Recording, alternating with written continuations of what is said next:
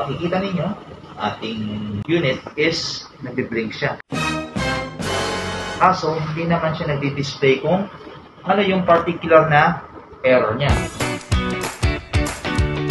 Paano natin malalaman ang error ng unit na to? This is a unit X-Power Gold 3.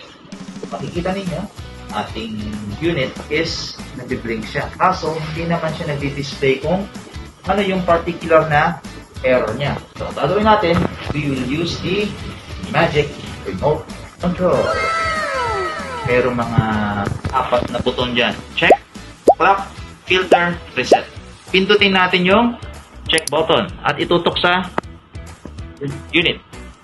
Tapos, lalabas ito 00, check. Tapos, scroll natin dito, kahit ano dito. Tapos, padaanan natin kung ano yung actual error nito. Taas natin. Itong taas ang gusto kong gamitin. So, ibig sabihin, 01. 01, tatandaan nyo yun, 01. Tapos, scroll ulit, 04 din. So, ibig sabihin, ang error po niya is 0104.